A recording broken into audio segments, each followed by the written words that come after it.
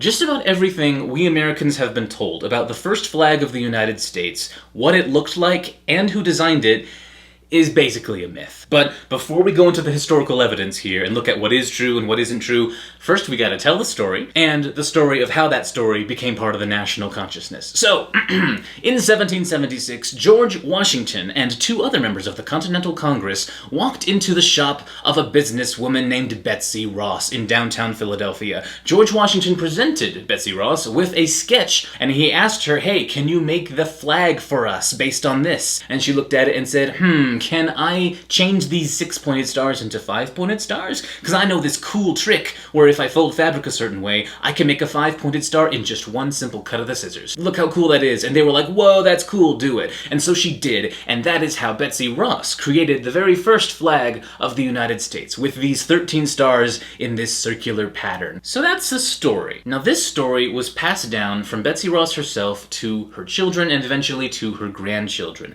And in 1870, her grandchildren had gotten together and written down the details of this family story that they were told. They also signed affidavits swearing before the law that this indeed was the story they were told. That year, William Canby, one of Betsy Ross's grandchildren, presented this story in a speech to the Historical Society of Pennsylvania. And people ate this story up. They loved it. It was published 3 years later in Harper's Weekly, a very popular nationwide magazine, and it just exploded from there. It's a great story. It's like a local business person got to play a part in the founding of the country. It's a great inspirational story, and this was right after the Civil War. The perfect time for a feel-good patriotic story like this. This is also the time when Flag Day was created and when the Pledge of Allegiance was invented.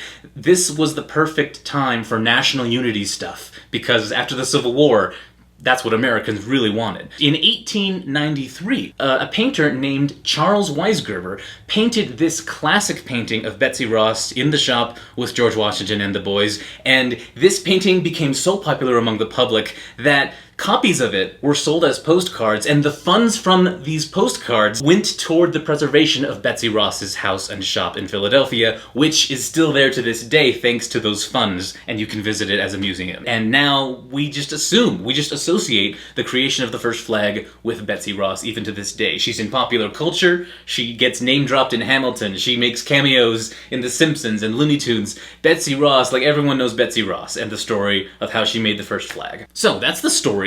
And the story of the story. Now let's go into his story. Let's go into the details to see what we actually know as fact. Question 1. Was Betsy Ross a real person? Yes, she was a real person. Elizabeth Betsy Ross did own an upholstery shop on Arch Street in downtown Philadelphia, but her talents weren't limited to just furniture. She also made flags, and she made a lot of them, hundreds of them over her career. And she made many flags for the Pennsylvania Navy while she was running this business. She was a very successful businesswoman. This was a very profitable upholstery shop, and she just used her talents for her entire life. Even after her husband, John Ross, died when she was in her 20s, she continued the business, and she was never poor in her entire life. And not only that, she and her husband John were huge supporters of the American Revolution and independence from Britain. So yes, Betsy Ross was definitely real, and she was real cool. Question 2.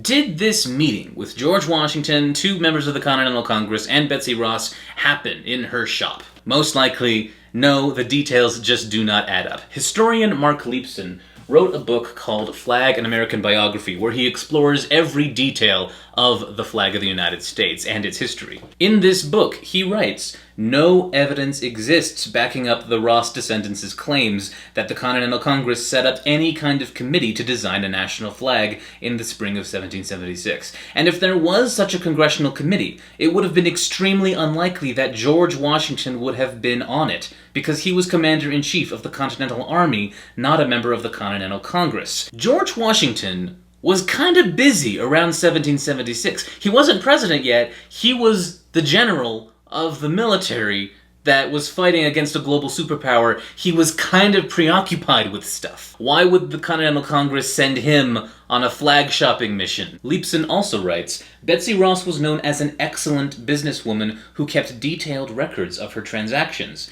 Yet, no invoice or other documents have surfaced linking her flag making to the Continental Congress or to George Washington. Betsy Ross is not mentioned in any shipping merchant's account books in 1776, and historians have been unable to document the fact that Betsy Ross and George Washington knew each other. You'd think that because fabric was so expensive back then, and also considering the momentous historic nature of this event, you'd think that one of the people who put this meeting together might have written about it in a letter, or a report, or a journal, or diary, but nothing like that exists. So, Question 3. Did Betsy Ross design this first flag? The signs point to no, not really. We don't know for absolute certain who designed the first flag of the United States with the stars and stripes. The most likely candidate for the designer of the American flag is a guy named Francis Hopkinson, a signer of the Declaration of Independence and a member of the Continental Congress.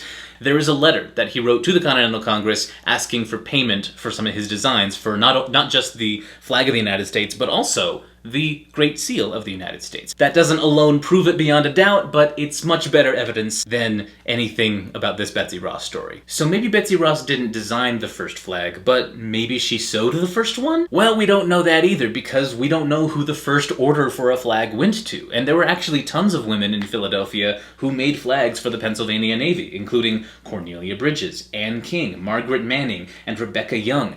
Tons of women were making flags for the Navy and the country. But one thing we do know, interestingly, is that Rebecca Young, one of those Philadelphia seamstresses, she had a daughter named Mary Pickersgill, who we do know did sew the famous 15-star flag later that flew at Fort McHenry and inspired the writing of the national anthem. That's one cool thing we do know. One cool woman who we do know made a very famous flag. And question 4. Did the first flag of the United States look like this exactly, with the stars in a circle? Not really. Not entirely no, but pretty much no.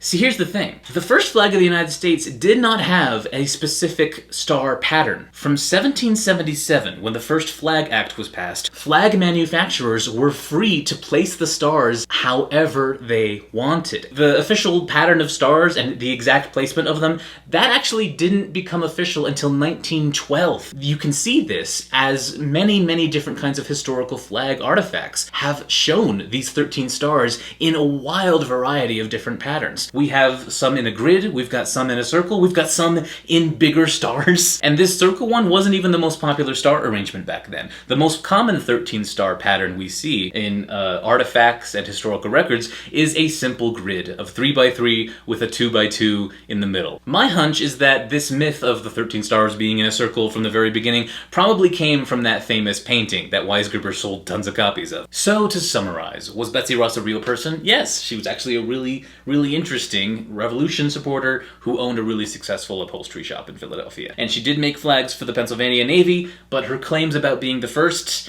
probably don't hold up to much scrutiny.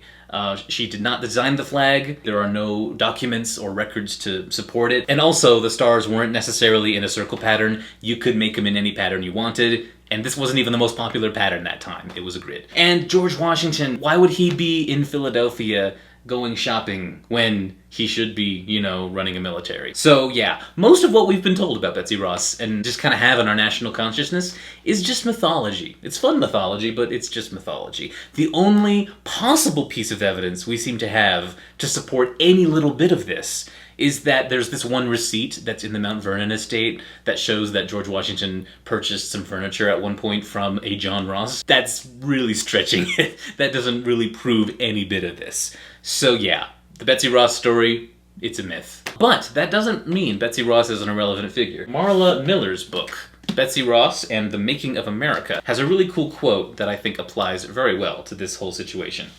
Skeptics or cynics who dismiss Ross altogether as a source of historical insight because no conclusive evidence confirms that single conversation in the upholsterer's parlor have lost the baby with the bathwater. Betsy Ross might not have had anything to do with the creation of the American flag, but she still helped the country in her own way, with the skills she could from her upholstery business in Philadelphia. And every little bit counted back then. Every little bit that someone could provide this fledgling new country was worth it. and her contributions should not be forgotten. So, Betsy Ross, first flag maker? No, but still a pretty cool gal. Thanks for watching, everyone. Take care.